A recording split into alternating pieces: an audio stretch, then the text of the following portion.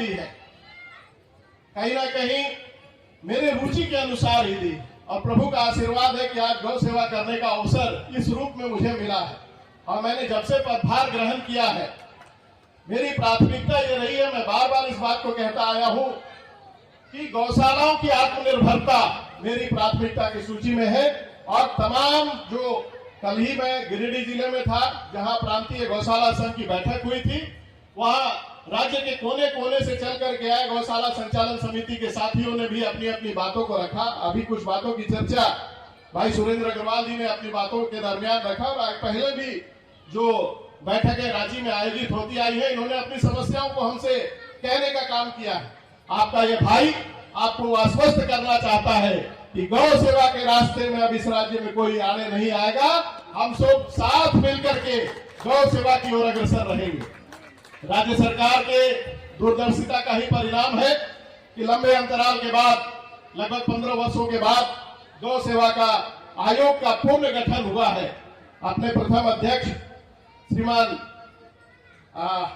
पुरुषोत्तम दास झुंझुनवाला जी थे, उनके द्वारा जो प्रयास शुरू किए गए थे, वर्ष 2008 तक वो अध्यक्ष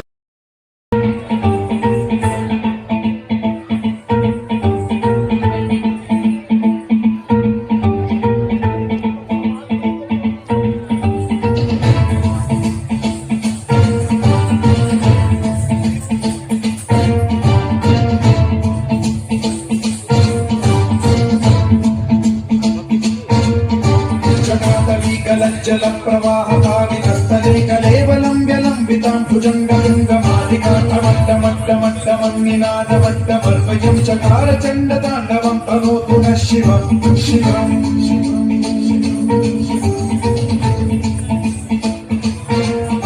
जटाकटाह सम्भ्रम भ्रमन्निलिम्पनिर्झरी विलोलवीचि वल्लरी विराजमानमोदनी ठगट्ठगट्ठगज्ज्वलल्ललाटमट्टपावके किशोर चन्द्रशेखरे रति प्रदीक्षणम्।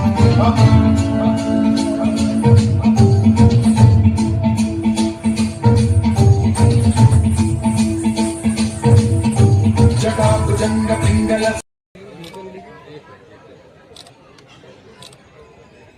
तो आपके चैनल के माध्यम से तमाम गौ भक्तों को शुभकामनाएं देता हूं, और विशेषकर गंगा गौशाला कतरास के तमाम जो आयोजनकर्ता समिति के लोग हैं, अध्यक्ष श्रीमान सुरेंद्र शर्मा जी हो, मित्तल जी हो, या तमाम लोग, इनको साधुवाद देता हूं कि उन्होंने इतना बड़ा आयोजन किया, और इनके अथक मेहनत और लगातार प्रयास के जरिए ही आज ये गौशाला अपने 104 वर्ष का इतिहास बना चुका है। हम सबों को भी ये मौका मिला, और ये अवसर लंबे अंतराल के बाद हुआ है। आयोग के स्तर पर जितने निर्णय हम लोगों ने लिए हैं, जैसे हमारी गौ माता हमारा दायित्व के जरिए लोगों को गौ सेवा का एक प्लेटफॉर्म मुहैया कराना, एक वेबसाइट बना करके राज्य के अंदर जो 23 गौशालाएं संचालित हो रही हैं, उनके पूरे डेटाबेस को तैयार करके तमाम लोगों को इस बात की जानकारी एक क्लिक पर मुहैया हो जाए कि किस गौशाला की क्या स्थिति है, कितने गौवंश कहाँ हैं, उनको गोद ले सके जितनी जिनकी क्षमता हो। उससे एक बात ये होगा कि जो आज ये स्थिति है, लोग कहीं ना कहीं डोनेशन पर जो आधारित रहते हैं और जो सरकार से उम्मीद लगाए बैठे हैं, तो उसके बीच कुछ कमी आएगी, और जो जन भागीदारी से जो उपयोगिता इसकी साबित होगी, और गौशालाएं आत्मनिर्भर बनेगी।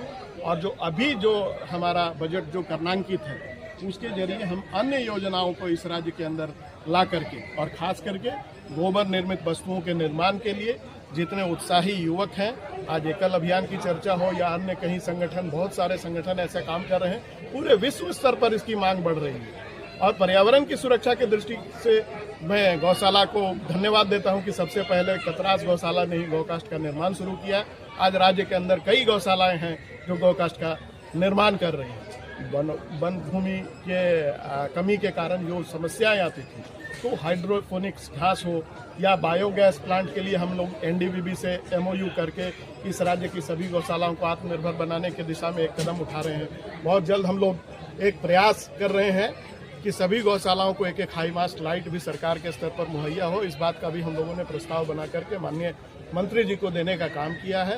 साथ ही साथ गौशालाओं की जो भूमि की समस्या है, उसके संरक्षण और संवर्धन की जो समस्या है, उसको लेकर के भी एक निर्णय हम लोग लेने वाले हैं। और इनके मांग पर, गौशाला संचालन समिति के मांग पर इनकी भूमि को प्रतिबंधित सूची में डलवाकर, ताकि किसी प्रकार के गलत लोगों की दृष्टि इनकी जो दानदाताओं के द्वारा दी गई भूमि है उसका संरक्षण हो सके, उसके उपयोग जो है किसी अन्य कार्यों के लिए नहीं हो।